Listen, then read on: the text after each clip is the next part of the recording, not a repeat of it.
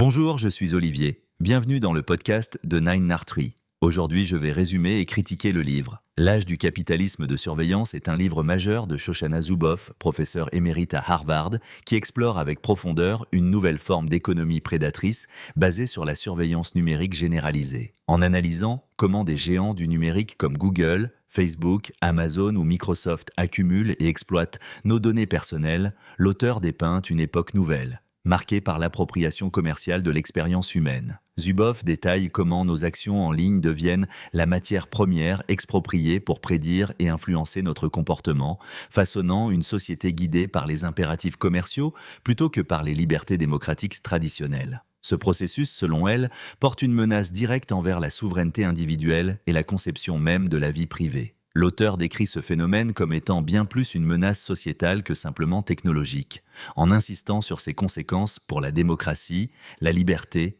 et l'autodétermination humaine. À travers une analyse rigoureuse et accessible, Zuboff nous met en garde contre l'acceptation passive de ces nouveaux régimes invisibles de contrôle et de pouvoir, lançant un appel fort à la prise de conscience collective et à la reprise du contrôle individuel et social sur nos données et nos expériences numériques. Je vais vous présenter les points clés de ce livre. Premièrement, définition et origine du capitalisme de surveillance.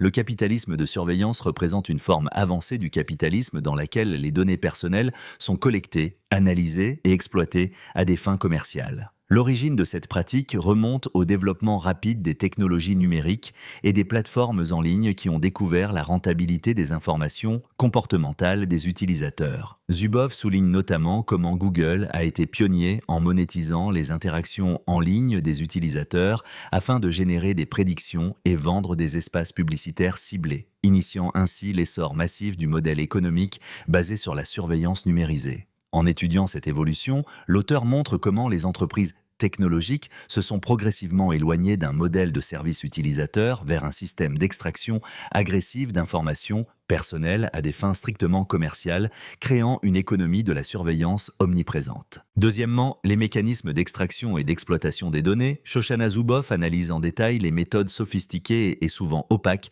utilisées par les entreprises de la Silicon Valley pour capturer et extraire les données personnelles. Elle explique comment nos moindres clics, likes, publications ou encore déplacements physiques via nos smartphones deviennent autant de ressources à exploiter commercialement. L'auteur évoque également l'utilisation du big data, des algorithmes prédictifs et de l'apprentissage automatique, machine learning, afin de perfectionner constamment ce processus d'anticipation de nos comportements futurs. Elle démontre à quel point cette automatisation de l'extraction et du traitement des données crée une asymétrie fondamentale de savoir et de pouvoir entre les utilisateurs ordinaires et ces entreprises technologiques, libérant ainsi une dynamique profondément inégale où l'utilisateur n'a souvent ni contrôle ni conscience de la portée exacte des informations partagées. Troisièmement, conséquences sociétales et politiques majeures. L'auteur met en évidence les conséquences alarmantes que génère le capitalisme de surveillance sur les plans sociétal et politique. Cette économie, explique-t-elle, conduit à une érosion rapide de la vie privée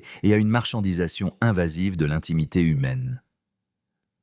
De plus en plus, les décisions individuelles sont influencées ou anticipées grâce aux données collectées, remettant ainsi en cause l'autonomie et l'agentivité personnelle. Au plan politique, cette concentration de pouvoir et de connaissances aux mains d'un petit nombre d'entreprises provoque un déséquilibre démocratique inquiétant. Elle considère que nous assistons au remplacement progressif des institutions démocratiques traditionnelles par une gouvernance algorithmique opaque, où les entreprises technologiques gagnent une influence sur les processus politiques eux-mêmes, menaçant directement les fondements démocratiques et les libertés civiles. Quatrièmement, la résistance et les moyens d'action face au capitalisme de surveillance.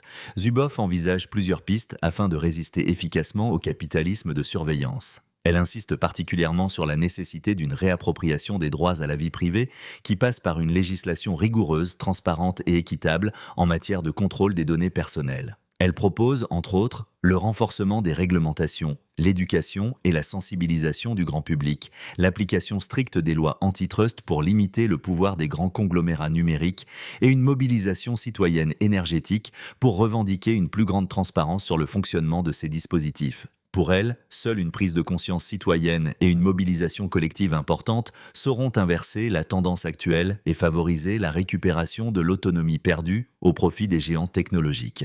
En dernier lieu, l'avenir. Vers un paradigme alternatif, Zuboff décrit enfin les possibilités futures d'une économie alternative dépassant le capitalisme de surveillance. Ce paradigme alternatif serait fondé sur la restauration du droit fondamental à la vie privée et à l'autonomie individuelle. Elle imagine un avenir où les technologies numériques pourraient être au service d'intérêts véritablement collectifs et démocratiques, et non pas exclusivement des profits commerciaux. L'auteur appelle ainsi à l'exploration et au développement de modèles économiques différents, davantage alignés avec des valeurs éthiques, des besoins humains fondamentaux et une gouvernance démocratique transparente.